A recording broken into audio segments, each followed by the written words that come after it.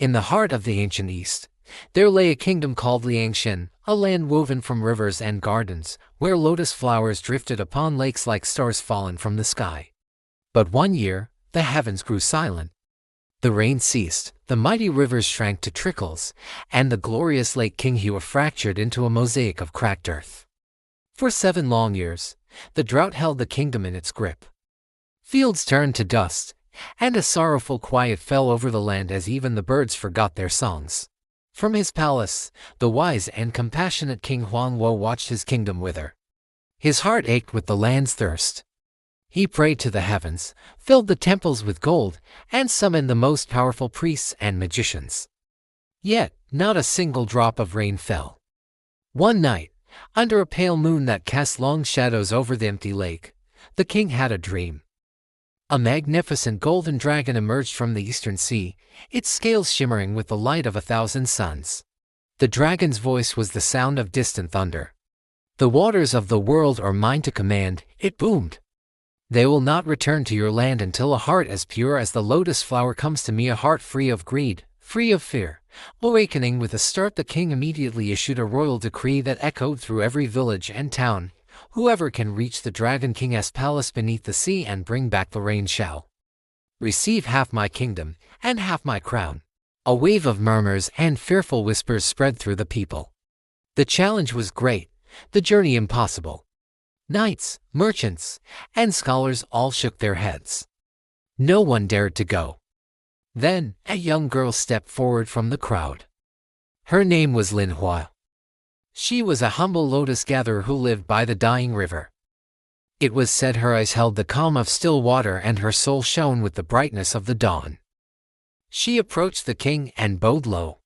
"Your Majesty," she said, her voice soft but clear, "if the dragon seeks a pure heart, then allow me to go in the name of our people." The courtiers scoffed and laughed. How could this small, fragile girl succeed where the strongest had failed? But the king saw something different in her eyes, a steady and wavering light that no drought could ever extinguish. He nodded slowly and presented her with the very last white lotus from the palace gardens, its petals still perfect. He then gave her a small wooden boat. "Go, child," the king said, his voice filled with a desperate hope. "And if you never return, let the heavens know that we never stopped hoping for a miracle." At the first light of dawn, Lin Hua set her small boat upon a sea as calm and vast as glass. The sky and water blended into one endless, shimmering mirror. For 2 days, she sailed, guided only by the sun and stars. On the 3rd night, the ocean began to churn. The calm surface twisted and swirled until a great, roaring whirlpool opened before her, its vortex thundering like a beast awakened from a deep slumber. The tiny boat was pulled toward the abyss. Clutching the white lotus to her heart, Lin Hua closed her eyes and whispered, not in fear, but with serene faith, "Spirits of the water, if my heart is truly pure, please guide me to the Dragon King." The colossal waves rose up, the world turned dark. And in an instant, she was swallowed by the sea. When Lin Hua opened her eyes again, she was no longer in darkness but in a world of breathtaking, shimmering light. She was at the bottom of the ocean. Towers of coral glowed within her fire, schools of fish moved like flowing ribbons of silk, and lustrous pearls studded the cavern ceilings like captured moons. There, upon a throne of pure gold, sat the Dragon King. He was vast, radiant, his body coiled like a mountain range, and his eyes held the deep, stormy color of a tempest. "Mortal girl," his voice rumbled, shaking the very waters around her. "You dare to enter my realm. What is it that you seek?" Lin Hua stood tall, her gaze steady. "I seek nothing for myself, great Dragon King," she replied. "I come only to ask for rain for my people and life for the earth they call home." The dragon's voice softened, though it still held the power of the sea.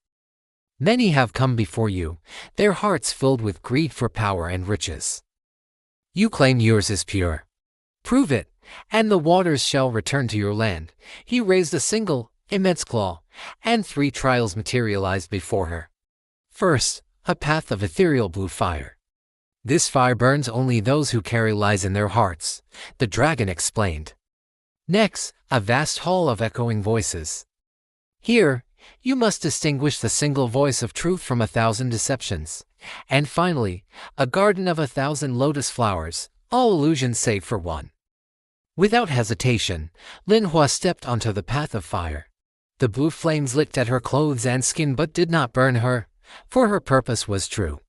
She walked through to the other side, unharmed. Next, she entered the Hall of Voices. A cacophony of sounds surrounded her: cries of sorrow, shouts of joy, tempting whispers, and angry roars. It was an overwhelming storm of noise. Closing her eyes, she tried to block it all out. Then, a gentle thought, like a memory, surfaced in her mind: do not listen with your ears. Listen with your heart. She focused inward, silencing the chaos, and followed a quiet, steady hum of sincerity that led her through the hall. For the final trial, she found herself in a magical garden, sitting among 1,000 perfect lotus blossoms. They were all identical, radiant, and beautiful. Which one was real? She could spend a lifetime guessing. Instead of searching frantically, she simply sat, calmed her mind, and watched. Hours passed. Then, a gentle smile touched her lips. She rose, knelt by the edge of a small pond, and touched a single, quiet flower that floated slightly apart from the others. It was not the most vibrant or the largest, but it felt real. It was the true lotus. A deep, rumbling laughter shook the ocean palace. The Dragon King was pleased. You have passed, Lin Hua. Your heart is as pure as you claimed. He opened his claw to reveal a single, luminous pearl that pulsed with the light of the ocean itself. Take this, the heart of the ocean. Return it to your river, and the rain shall fall again.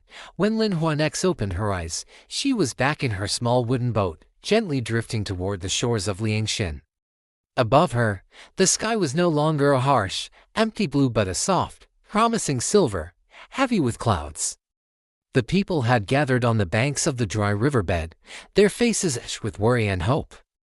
They watched as she stepped onto the cracked earth, holding the dragon's pearl high above her head. Her voice, though gentle, carried across the silent crowd. "Oh, water of the heavens," she cried out, "come home to the earth," and at her words, the sky broke open. Rain began to fall, first as gentle drops, then as a torrential downpour, drenching the thirsty soil, filling the rivers, and breathing life back into the waiting land. The cracked earth drank deeply, and a verdant green began to return. In the lakes, the lotus flowers bloomed once more, their colors more brilliant than ever before. But when the jubilant people turned to thank Lin Hua, the girl who had saved them all, she was gone. Some say she returned to the Dragon King's palace, to live forever among the gentle spirits of the deep sea. Others believe she became one with the rain itself, a guardian of the waters.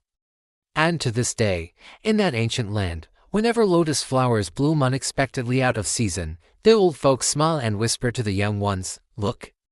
Lin Hua smiles at us from beneath the waves." Thank you so much for joining me on this journey into legend. If you enjoyed this story, don't forget to like, subscribe, and ring that notification bell so you won't miss our next tale. Until next time, stay curious.